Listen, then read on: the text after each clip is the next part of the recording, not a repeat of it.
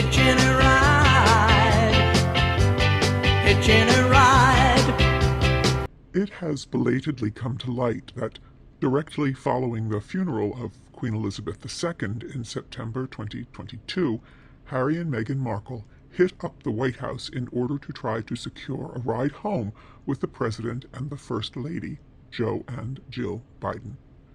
Or, no, that's not quite accurate, is it? Home for the Bidens is Washington, D.C. After an unplanned, prolonged stay in the UK for the Queen's funeral, and after being away from their children for over 2 weeks, did the Harkles really want to go to D.C.? According to press at that time, Harry and Meghan missed the kids like crazy, so wouldn't you think they'd want to head right back to SoCal where the kids were?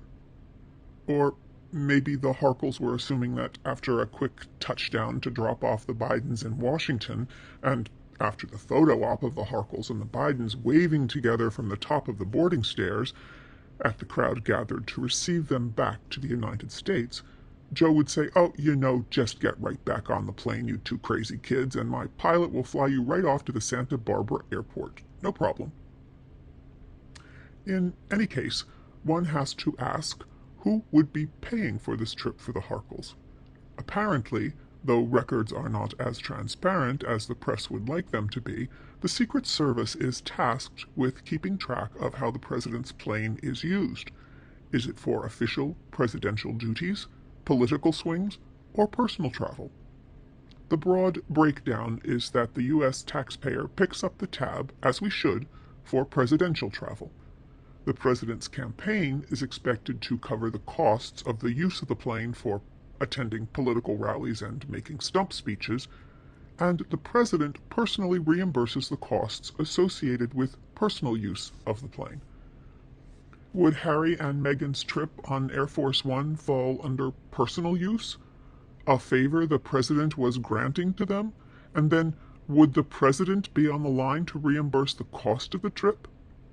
It has been estimated that it costs about $140,000 per hour to operate Air Force One, so we're talking at a minimum around $500,000 for Meghan and Harry's jaunt on the presidential plane. That's one big favor. Or would Meghan and Harry have picked up that $500,000 tab? Well, the bottom line is that figuring out how payment would be made for the use of the plane and by whom never had a chance to come up because the White House issued a quick rejection of Harry and Meghan's request to tag along. Think back to where we were in the narrative at that point. Harry's Spare hadn't yet been released, and the 6-part Netflix documentary hadn't yet dropped, but Meghan and Harry had already been interviewed by Oprah and leveled accusations of racism against his family. His family was not, as they say, best pleased with this fiction. The two runaway royals had let both the Queen and her husband go to their graves with this devastating rumor hanging over the heads of every member of his family. The White House, representing one head of state and cognizant of the relationship with another head of state, this one of the United States' closest ally, and thought, Meghan and Harry and possibly the larger world would interpret a ride on Air Force One as cozying up to the couple of malcontents. The trip was a non-starter. But here's what I can't get around. The ask. The ask itself.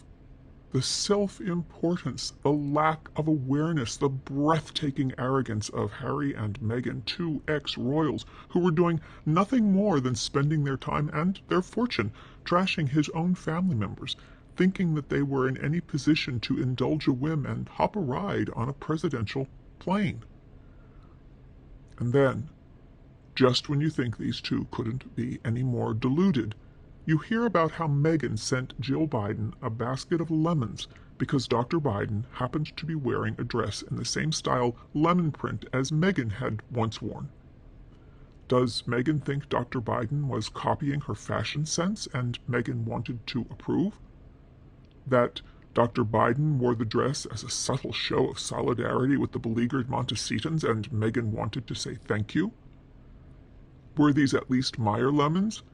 Did they at least come from the Harkles' Montecito gardens? What do you do when someone sends such a baffling gift to your door? I hope Dr. Biden and the President at least had a good laugh while they were enjoying some lemonade. If you like what we're doing here at The Authentig, give us a like, subscribe, ring the bell, and think about leaving a comment too to juice the algorithm. Thank you for watching.